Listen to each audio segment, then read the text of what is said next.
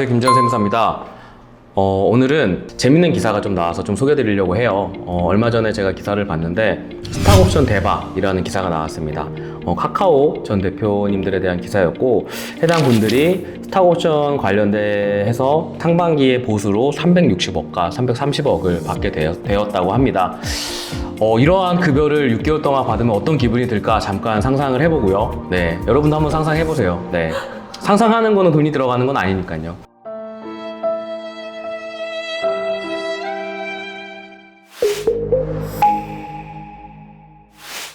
스타트업을 운영하시는 대표님들께서도 아마 주변에서 조금 이제 성장을 해 나감에 따라서 많은 스타트업들이 외부에 정말 유능한 인재를 영입을 하기 위해서 스탁옵션을 발행을 하시는 경우들을 많이 보시게 될 거예요. 제가 우선 첫 번째로 스탁옵션에 대해서 설명을 좀 드려볼게요.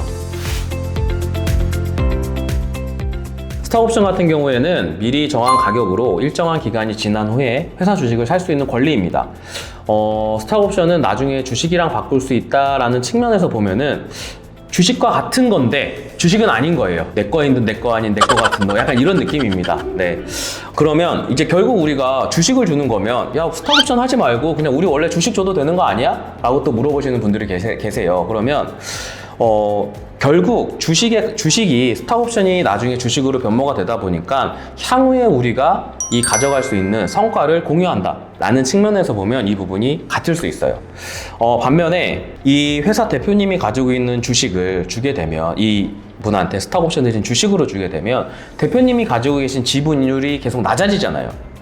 그러면 어느 순간 다른 주주들은 지분이 계속 동등한데 내 지분만 계속 낮아지다 보니까 이 대표가 가지고 있는 주식이 계속 희석이 되는 효과를 가져갈 수밖에 없는 거죠. 반면에 스탁옵션을 저희가 발행을 하게 되면 모든 사람이 동등하게 이 스탁옵션에 대한 주식에 대한 희석을 가져가기 때문에 이 회사 자체적으로는 손해가 없는 거죠. 그 누구도 손해를 보지 않는 구조라고 보시면 좋을 것 같습니다. 스탁옵션은 기본적으로 2년 이상 재직을 해야 향후에 행사를 할 수가 있어요. 이게 뭐냐? 반대로 얘기하면 2년 이상 재직을 안 하잖아요? 그럼 스탁옵션은 행사할 수가 없어요.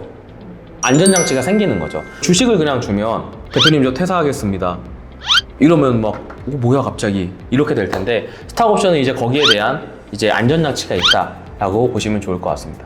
그러면 이걸 왜 줄까요? 이렇게 생각을 해주시면 좋을 것 같아요. 인재를 데려오는데 스타트업 같은 경우에는 일반적으로 우리가 생각하는 대기업들보다 높은 월급을 주거나 더 많은 복지를 해주기가 어려워요. 금전적으로 할 수가 없어요. 왜? 아니 그 돈이면 우리가 다른 걸 할 수 있는 게 얼마나 많이 있겠어요. 대신 이 스탁옵션을 이용해서 나중에 회사가 성공을 하게 되면 이 성과를 같이 나눈다는 약속이라고 봐주시면 좋을 것 같아요. 어떤 분들은 야 이거 희망 아니야? 희망 고문 아니야? 나중에 이거 안 되면 어떡할 거야? 이런 말씀을 주시는 분들이 계세요. 그럼 뭐 살아서 뭐해? 어차피 죽는 건데. 네. 이런 희망도 없이 우리가 살 거면 뭐 어떡할 거야? 네. 여러분 희망을 가지셔야 됩니다. 네.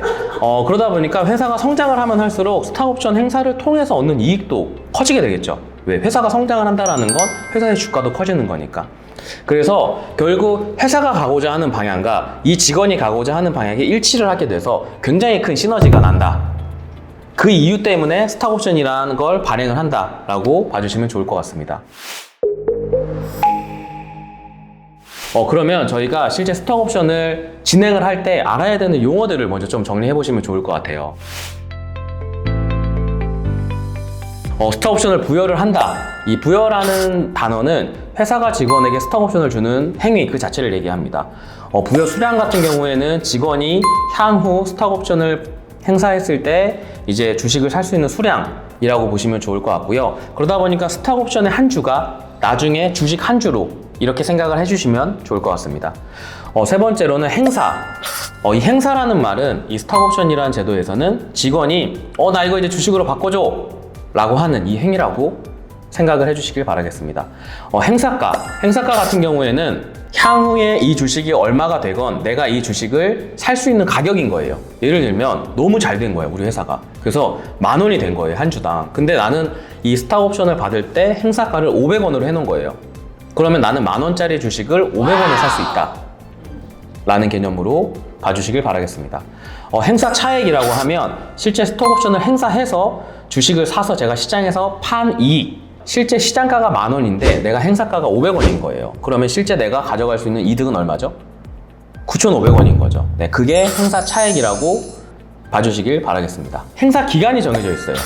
회사 입장에서는 이게 어떻게 보면은 외부적인 요인에 의해서 우리 회사 지분율이 변할 수 있는 거기 때문에 이 스탁 옵션을 행사할 수 있는 기간을 특정해 놓고 있습니다.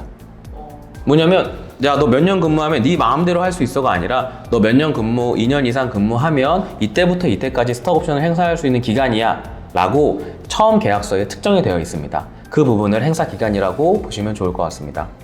실제로 제가 스탁 옵션 이런 계약서들을 이제 본 경험이 있다 보니까 그러한 부분으로 말씀을 드리면 행사 기간을 많이 좀 염려하세요. 일반적으로 2년만 넘기면은 보통 스탁 옵션을 행사할 수 있는 기간을 주시고, 반면에 또 어떠한 회사 같은 경우에는 2년차 때 내가 총 가지고 있는 거에 얼마를 행사할 수 있고 3년차 때 총 얼마를 행사할 수 있고 이렇게 구분돼서 하시는 경우들도 있으세요.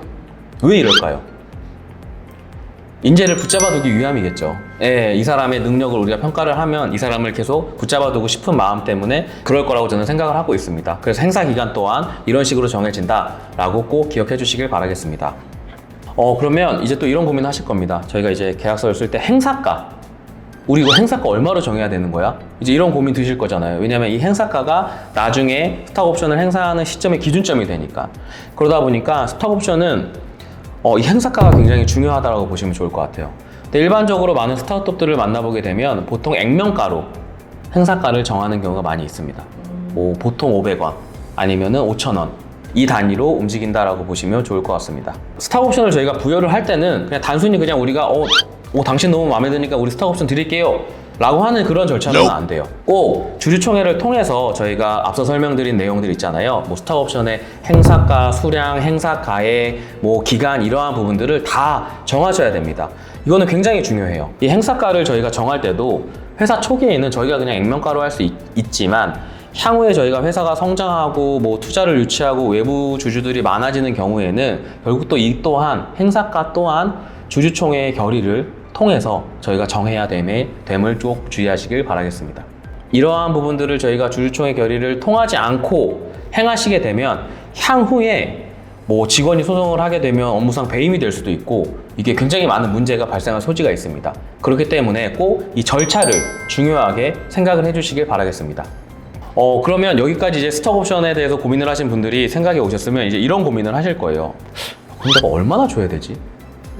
아니 우리 회사가 그때 얼마나 커질 줄 알고 내가 얼마를 줘야 되지? 몇 주를 줘야 되지? 이제 이런 고민을 하시게 될 텐데 결국 이거는 정답은 따로 없습니다. 뭐 스탁 옵션을 주는 이유 자체가 저희가 직원들아 너네 열심히 같이 우리 함께 해보자 라는 거기 때문에 동기부여 측면이 너무 강한 거죠. 그러다 보니까 이 자체만으로도 저희가 또 너무 적게 주기도 뭐하고 너무 많이 주면 또 과도하게 또 저희가 성과를 주는 거기 때문에 아직까지는 이 자체적으로 우리가 뭐 스탁 옵션 얼마를 줘야 된다라고 정해진 기준은 따로 없다라고 봐주시면 좋을 것 같습니다. 오늘은 스타트업 대표님들이 아마 가장 궁금해하실 내용이라고 생각을 합니다. 스탁 옵션을 우리가 부여를 할 때 어떤 거를 생각을 해야 되고 어떠한 절차를 통해서 부여를 할 수 있는지에 대한 내용들이었는데요. 이 영상을 보시는 스타트업 대표님들께서도 꼭 성공하시길 바라겠습니다. 감사합니다.